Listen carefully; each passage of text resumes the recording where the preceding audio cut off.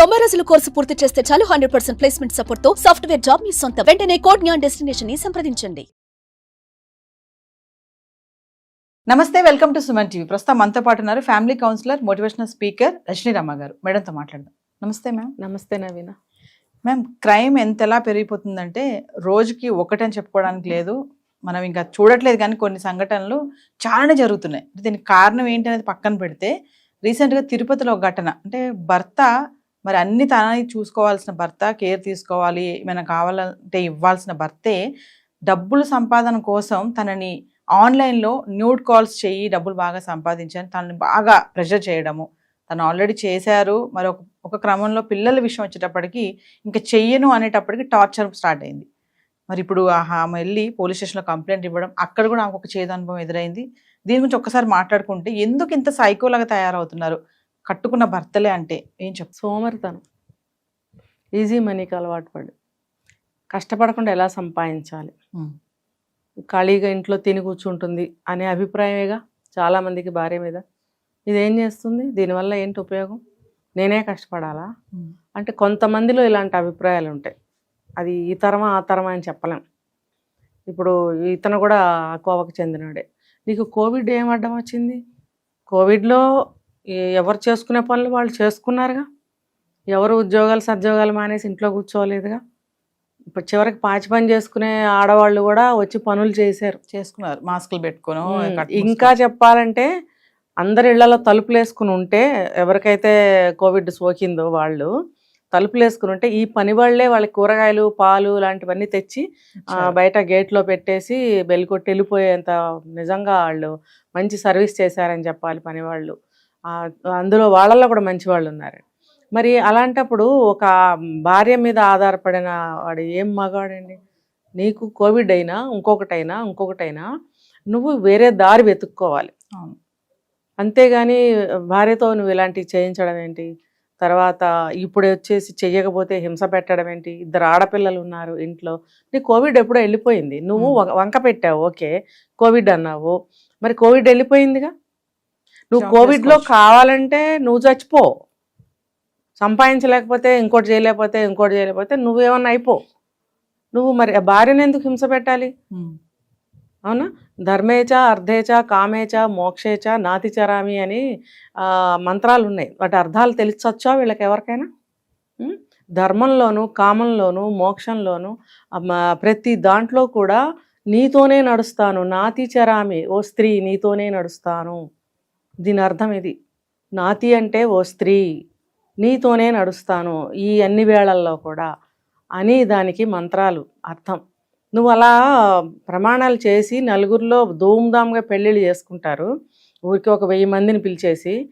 ఎందుకు 1000 మందిని పిలుస్తున్నారు? నువ్వు 1000 మంది ముందు ఈ మంత్రాలు మంత్రాలు చదువుతూ నీతో అనిపిస్తారు పంతులు, ఆ బ్రాహ్మలు మీతో అనిపిస్తారు పెళ్లి కొడుకుతో ఈ మంత్రాలు.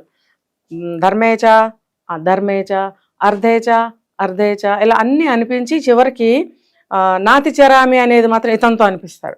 ఎస్, అది నువ్వు మాత్రమే అనాల్సిన మంత్రం 1000 మంది సమక్షంలో నువ్వు అన్నావు. అందుకని 1000 మందిని పిలిచి పెళ్లి చేస్తారు, సాక్ష్యం నువ్వు ఇలా అన్నావు అని. అంత సాక్షిభూతంగా నువ్వు పెళ్లి చేసుకుని నువ్వు ఎక్కడ ఆమెకి తోడుగా నిలబడ్డావు?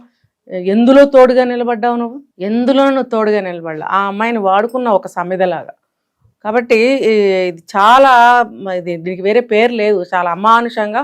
వాడు ఒక క్రూరుడు, ఒక జంతువు, ఒక మనిషి కాదు. ఇంకోటి సోమరిపోతండి, అసలు బద్దకిస్తూ సోమరిపోతూ, ఇంకా వేరే పేర్లు ఉంటే అవి కూడా పెట్టచ్చు. అంటే వీళ్ళకి ఏం చేయాలంటే మనం ఒక పూలదండ వేసి కిరీటం పెట్టి, అయ్యా మగవారు గారు మీరు చాలా మంచి పని చేస్తున్నారండి, ఒకవేళ మీరు చెడ్డ పని చేసినా మీరు చాలా మంచివారండి మగవారు గారు అనాలి. వీళ్ళని వాడు వీడు అనకూడదు. మరి పూలదండ వేయాలి, వీళ్ళకి పెద్ద కిరీటం పెట్టాలి, ఒక సింహాసనం వేయాలి. నువ్వు భార్యకి ఎంతో మేలు చేస్తున్నావు, ఎంతో బాగా చూసుకుంటున్నావు, మంచి నువ్వు పరువు కాపాడుతున్నావు. స్త్రీ భర్త మంచివాడైతే ఒంటి మీద బట్టలు లేకపోయినా అతని వెనకాల తన మానం దాచుకుంటుందట. అతను నిజమైన భర్త. అంటే కటిక పేదరికంలో ఆ స్థితి వస్తుంది ఒక్కొక్కళ్ళకి. పాతకాలంలో కథలు కాబట్టి అట్లా అన్నారు. మరి అటువంటి స్థితిలో కూడా ఒంటి మీద బట్టలు లేకపోయినా కూడా భర్త చాటున తన మానాన్ని దాచుకున్న స్త్రీలున్న భారతదేశం ఇది. నువ్వేం చేస్తున్నావు? ఒంటి మీద బట్టలు లేకుండా భార్యని నలుగురిలో పెట్టి మాట్లాడిస్తున్నావా? డబ్బు కోసం నువ్వు మంత్రాలు చదివి నలుగురు సాక్షిగా పెళ్లి చేసుకున్నావు. ఇందుకేనా? ఆ మంత్రాలకి అర్థం ఏంటి? ఇప్పుడు నువ్వు చేస్తున్న పనికి అర్థం ఏంటి? అటు మరి ఏం చెప్పాలి ఇలాంటి మగాళ్ళని? మగాడని కూడా అనకూడదు. మగాడు, నిజమైన మగాడు అలా చేయడండి. మగజాతి కాదది, అదేదో ఒక జాతి. అంటే భర్త కదా అనే అహంకారం అంటారా మేడం? అంటే నా సొత్తు కదా, నేను ఏమైనా చేసుకోవచ్చు, నేను చెప్పింది నువ్వు చెయ్యాలి, ఇలాంటి పని చేసే మనిషిని భర్త అనరండి, అనకూడదు. కాదు, వాడు మగాడు కాదు, అతను భర్త కాదు, ఒక క్యారెక్టర్ అంతే. ఒక క్రూర జంతువు, ఒక క్రూరమైనటువంటి మనస్తత్వం కలిగినటువంటి ఒక జీవి. పొరపాటున కర్మగాలి ఇంత పసుపుతాడు పట్టుకొచ్చి మెళ్ళో కట్టేస్తే భర్త అని పిలుచుకునే దౌర్భాగ్యం పట్టింది ఇప్పుడు. దానికే అబ్బో కిరీటాలు పెట్టి సింహాసనాలు వేసి మనం 3 పూటల వాళ్ళకి భార్యలు ఏమంటారు, భగవంతుడికి నైవేద్యాలు సమర్పిస్తామే, అలాగా 3 పూట్ల వాళ్ళకి నైవేద్యాలు సమర్పిస్తూ 3 పూట్ల పెడుతూ గౌరవం ఇస్తూ మర్యాదిస్తూ తిడితే తిట్టించుకుని కొడితే కొట్టించుకుని పడుండే భార్యలు ఇంకా చాలామంది ఉన్నారు. ఉండబట్టి ఇలాంటివి జరుగుతున్నాయి. మరి ఇది తెలుసుకోవాలి. ఇప్పుడు ఇలాంటి వ్యక్తిని వాడు అనాలా, మరి ఫలానా గారు అని గౌరవించాలా, మరి నిర్ణయించుకోవాలి సమాజమే. అంటే కోవిడ్ నుంచి కూడా ఇది జరుగుతుందంట మేడం. అంటే వాళ్ళకి అప్పుడు ఆర్థిక ఇబ్బందులు ఎదురవడం వల్ల ఏమో మరి ఆమె అప్పటి నుండి చేస్తుంది. ఇప్పుడు సడన్ గా ఆడపిల్లలు ఉన్నారు ఆమెకి 2. అంటే అప్పటికే 18 లక్షలు సంపాదించారు అందులో. మరి ఇప్పుడు ఆడపిల్లలు ఉన్నారని చెప్పి నాకు భయం వేస్తుంది, నా పిల్లల భవిష్యత్తు ఏమవుతుంది, నేను ఇంక చెయ్యను అందంట.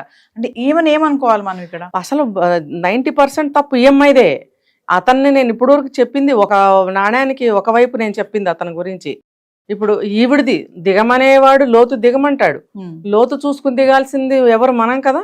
దిగితే ఏమవుతుంది, దెబ్బ తగులుతుందా, మునిగిపోతామా మరి అనేది మనం చూసుకోవాలి. చంపేస్తానంటే అటువంటి చావు ఎందుకండి?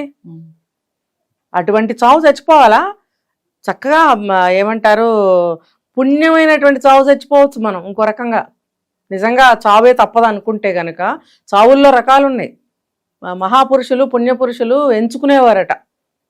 అర్థమైందా? తిథివార నక్షత్రాలు, కాలమాన పరిస్థితులు అన్నీ చూసుకుని ప్రాణత్యాగం చేసిన వాళ్ళు ఉన్నారు, లేకపోతే సన్యాసం తీసుకున్న వాళ్ళు ఉన్నారు. పుణ్యమైనటువంటి చావు కావాలని కోరుకున్నారు. నీకు ఇటువంటి చావు వస్తుంది అని అనుకున్నప్పుడు నువ్వు పారిపోయి పుణ్యమైన జీవితం గడుపు. నీకు నిజంగా ఇష్టం లేకపోతే. నువ్వు భర్త కదా, ఏమన్నా అంటాడేమో, 2 ఆడపిల్లలు ఉన్నారు, ఇల్లు గడిచే నీదా బాధ్యత? కట్టుకున్నాడుదా? నేను ఇందాక చెప్పాను, ధర్మేచ అర్ధేచ కామేచ మోక్షేచ. అర్ధేచ అంటే ఏంటి? ఆమెకు ఎటువంటి ఆర్థిక ఇబ్బంది లేకుండా ఆమెకు అన్ని వసతులు కల్పిస్తానని ఆ మంత్రంలో అర్థం ఉన్నప్పుడు మరి అతని పాత్ర ఏంటి, నీ పాత్ర ఏంటి? ఒకప్పుడు భార్య అంటే ఇంట్లో ఉండి పిల్లల్ని చూసుకుంటూ, ఇంటి పనులు చూసుకుంటూ, ఇల్లు చక్కబెట్టుకుంటూ భర్తకి ఇంటికి గౌరవ ప్రతిష్టలు తీసుకొచ్చేదే స్త్రీ పాత్ర ఒకప్పుడు. ఇప్పుడు కాలమాన పరిస్థితుల ప్రకారం ఇల్లు గడవక బయట ఖర్చులు పెరిగిపోయి ఉద్యోగాలకు వెళ్తున్నారు ఆ మధ్యకాలంలో. ఇప్పుడేమో ఒక ట్రెండ్ అయింది, దాన్ని పక్కన పెడదాము. మరి అలాగా ఆ సమయంలో ఉద్యోగాలు చేసిన ఆడవాళ్ళు ఉన్నారే కానీ ఇలాగ భార్య మీద ఆధారపడి భర్తని సోమరపోతిగా కూర్చోబెట్టి ఈవిడెళ్ళి ఈ దరిద్ర పని చేసి డబ్బు సంపాదించమని ఎవరు చెప్పారు? నీకు అలా సంపాదించాల్సిన కర్మే పడితే నువ్వు వెళ్ళిపోవాలి. ఇప్పుడు వెళ్ళిపోవాలని నిర్ణయించుకున్నావు కదా, కేసులు పెడుతున్నావు, పోలీస్ స్టేషన్ చుట్టూ తిరుగుతున్నావు. అయినా కూడా నువ్వు అది వదిలేసావు, నువ్వు ఇతన్ని కూడా వదిలేద్దాం అనుకుంటున్నావు. అయినా కూడా నీ మీద పడ్డ మచ్చపోయిందా?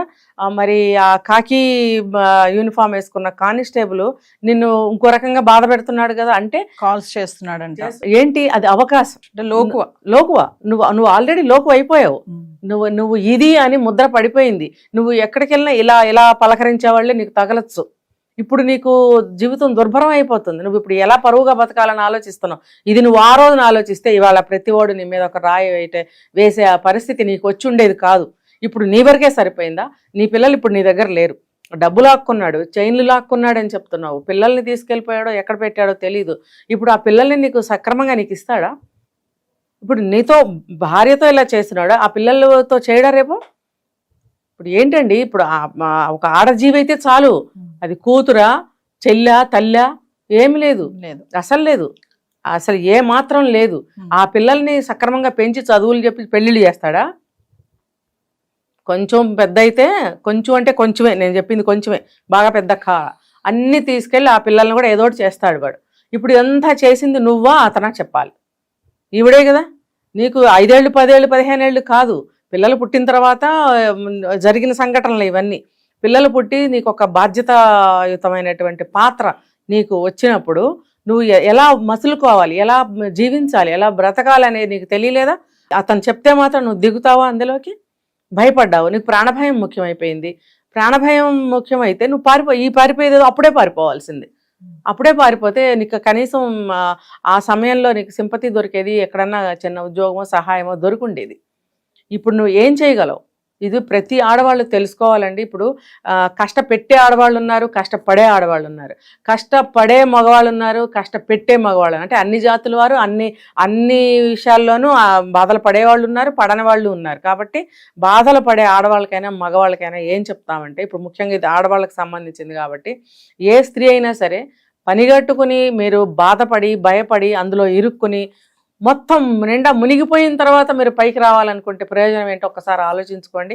ఏదైనా ప్రమాదం మనకి పొడచూపుతుంది అని అన్నప్పుడు మనసుకి ఏ మాత్రం ఆలోచన అనుమానం కలిగినా ఇమ్మీడియట్గా మీరు ఫస్ట్ ఎయిడ్గా ఏదైనా చెయ్యండి. ఎవరికైనా తెలియజేయటమా, అతని 4 పక్కల కనిపెట్టి నిజంగా అది అనుమానం ధృవపడింది అనుకోండి, ఇమ్మీడియట్గా మీరు అక్కడి నుంచి వెళ్ళిపోవాలి, అంతే, ఎస్కేప్ అయిపోవాలి. ఎస్కేప్ అయిపోయి మీరు చూసుకోవడం అనేది చాలా, ఎందుకు మీకు అనుమానం వచ్చింది అంటే అది అబద్ధం కాదు. ఇది ఇందులో అనుమానం కూడా కాదు, డైరెక్ట్గా నీకు తెలిసే నువ్వు చేసావు. ఫస్ట్ స్టెప్లోనే నేను అడిగినప్పుడే ఏదో ఒక రోజు నువ్వు అక్కడి నుంచి వెళ్ళిపోతే బాగుండేది కదా. నువ్వు ఇన్ని సంవత్సరాలు అందులో మునిగి ఇప్పుడు బయటకు రావాలంటే నువ్వు రాగలవా? అసలు రానిస్తారా? రానిస్తే మాత్రం ఇప్పుడు పోలీసులు చూడండి ఎలా బిహేవ్ చేస్తున్నారో. ఇప్పుడు సమాజాన్ని రక్షించాల్సిన వాళ్ళే ఈ రకంగా చేస్తే ఇంకా సమాజానికి రక్షణ ఎక్కడ? ఒక మనిషికి రక్షణ ఎక్కడ? పోలీసు వాళ్ళు ఎంత నిజాయితీగా ఏదన్నా ఒకటి జరిగితే దాన్ని ఛేదించడంలో చాలా బ్రహ్మాండంగా ముందుకెళ్తున్నారు. కానీ ఇలా కూడా కొన్ని జరుగుతున్నాయి. అంటే నేను అదే చెప్తున్నా, సమాజంలో మంచి చెడు 2 జరుగుతున్నాయి. అలాంటి ఈ చెడు కూడా జరుగుతున్నప్పుడు మనం ఎలా ప్రవర్తించాలి, మనం ఎలా జాగ్రత్త తీసుకోవాలి? అంటే సొసైటీ మేడం డబ్బు సంపాదన కోసం ఎంతకన్నా ఏముందిలేండి, అంతకంటే ఎక్కడ దిగజారుతారు. కానీ అంతలా ఇప్పుడు భర్త చేయమన్నాడు, ఆవిడ కూడా దిగారు అంటే మనకు కొన్ని తెలుస్తున్నాయి కాబట్టి ఇలా మాట్లాడుకుంటున్నాం. ఇలా చాలా సంఘటనలే ఉన్నాయి, గంటకోటి బయటకు కూడా రావు చాలా వరకు. ఓవరాల్ గా ఇన్సిడెంట్ ద్వారా ఏం చెప్తున్నారు మేడం, మీరు ఏం చెప్పాలనుకుంటున్నారు? ఇదే చెప్తున్నా, ఆడవాళ్ళైనా మగవాళ్ళైనా కష్టాలు వచ్చినప్పుడు బెంబేలు పడకండి. అది మీకు ఏమాత్రం అనుమానం కలిగినా అక్కడి నుంచి మీరు తప్పుకోండి. ఎందుకంటే ఇంకా బంధం నిలబడదు. అటువంటి ఆలోచన చేసి అటువంటి పని చెయ్యమంటే భర్త అయినా భార్య అయినా సరే, భర్తను ఆడమనిషి ఇంకోలా హింస పెట్టచ్చు, అలాగే భార్యని భర్త ఈ రకంగానూ ఇంకో రకంగానూ హింస పెట్టచ్చు. మీకు ఎప్పుడైతే అనుమానం పొడచూపిందో ఇంకా అతని భర్త ఏంటి భార్య ఏంటి, మీకు ప్రమాదం పొంచి ఉందని మీకు అర్థం, అసలు అటువంటి ఆలోచన అతని బుర్రలోకి రావటమే మీకు ప్రమాదం పొంచి ఉందని ఒక డేంజర్ సిగ్నల్గా మీరు భావించాలి. వెంటనే మీరు అక్కడి నుంచి తెలివిగా నిదానంగా తప్పుకోవాలి. ఇంకా అతనితో మీరు కలిసి ఉండటం అనేది హైలీ ఇంపాసిబుల్ అని మీరు ఆ క్షణంలో నిర్ణయించుకోవాల్సిన అవసరం ఎంతైనా ఉంది. మీ తెలివితేటలతోటి జాగ్రత్తగా మీ లైఫ్ని సేవ్ చేసుకోండి అని నేను చెప్తున్నాను. Thank you. సుమన్ టీవీలో మీ పర్సనల్ అండ్ బిజినెస్ ప్రమోషన్స్ కోసం కింది నెంబర్కి కాంటాక్ట్ చేయండి.